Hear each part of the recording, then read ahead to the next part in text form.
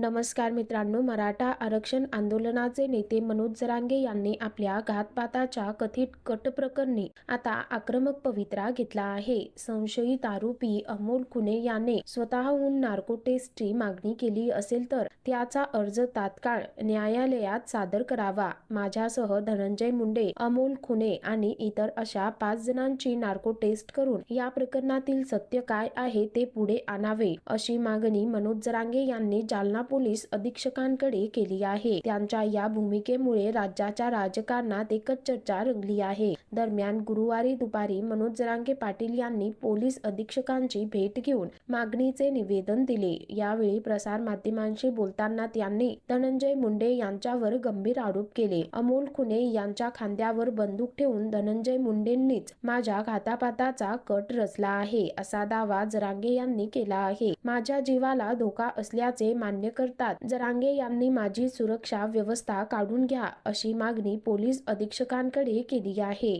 दरम्यान सोशल मीडियावर व्हायरल झालेल्या कॉल रेकॉर्डिंग विषयी बोलताना मनोज जरांगे यांनी धनंजय मुंडे यांचं नाव न घेता त्यांना थेट गंभीर इशारा दिला आहे. मला मारायला ये, तुझे बोटही परत जाऊ देणार नाही, अशा शब्दात त्यांनी आव्हान देखील दिले आहे. कट रचण्याच्या या प्रकरणातील सर्व आरोपींचा जामीन रद्द करून त्यांची पुन्हा सखोल चौकशी करण्यात यावी, अशी मागणीही त्यांनी यावेळी केली. अमोल खुनेचा नार्को टेस्टचा अर्ज पोलिसांनी विनाविलंब न्यायालयात सादर करावा, यावर मनोज जरांगे ठाम आहेत. त्यांच्या या आक्रमक भूमिकेनंतर राजकीय वर्तुळात एकच खळबळ उडाली आहे. तर मित्रांनो, एकंदरीत संपूर्ण प्रकरण पाहता या संदर्भामध्ये तुमची काय प्रतिक्रिया आहे, खाली कमेंट करून नक्की कळवा.